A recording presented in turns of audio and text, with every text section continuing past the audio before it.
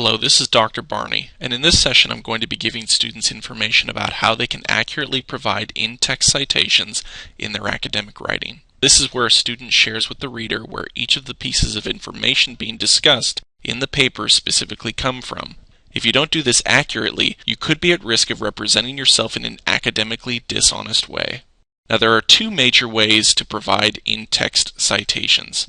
The first way is in the form of direct quotes. Whenever you provide a direct quote, you have to make sure to do the following. You have to provide quotation marks around the passage being quoted. You have to provide the author's names who originally stated the quote. You have to provide the year of the publication, and you have to provide a page number that the information came from. Now, as a general rule, you need to use direct quotes in your paper sparingly. This is because an academic work is supposed to represent your thoughts and writings as opposed to someone else's. If you include entire pages or paragraphs of someone else's writings, your instructor will not be able to assess your writing abilities. Instead, they will be assessing someone else's writing. Now, as a rule of thumb, it's typically best not to include more than one sentence of direct quote per paragraph. This should come out to no more than 1 or 2 direct quotes per page. And how should you know when to provide a direct quote? Typically, a direct quote should be provided when an author states something that you could not have said any better in your own words.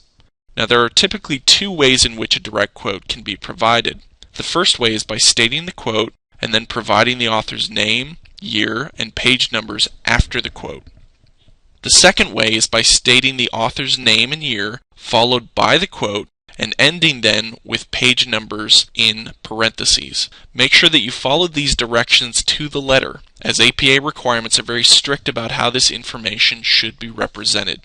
Now, in addition to providing in-text citations for direct quotes, students also need to provide in-text citations when they refer to or paraphrase the thoughts of another writer in their own papers. Now, your paper should have plenty of these types of in-text citations, because all of our thoughts and ideas have to come from somewhere. When you provide this type of in-text citation, you need to remember to provide the author's name and the year of the publication that the idea came from. Now, there are typically 2 ways in which these paraphrased ideas should be represented using in-text citations. The first way is by stating the idea and then providing the author's name and year of publication in parentheses. In the example provided in front of you, I've provided the original direct quote in italics with a paraphrased version of the quote below it. Now, the second way is by stating the author's name and year, followed by the idea that the author presented. Once again, you see the example, quote, as well as the paraphrased version provided below.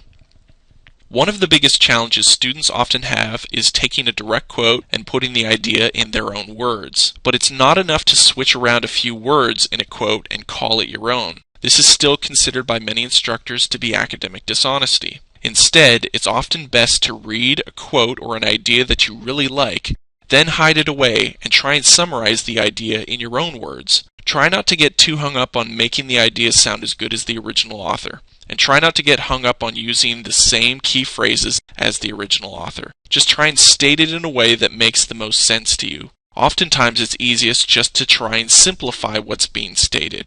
In one of my examples, an author is quoted as saying, "American Indians, in some ways the poorest group in the United States, experience oppression similar to that of other disenfranchised groups." Now, this sounds very academic, but it can still be simplified a lot using my own spin. I could simplify the idea by saying, American Indians face the same types of oppression as other oppressed groups.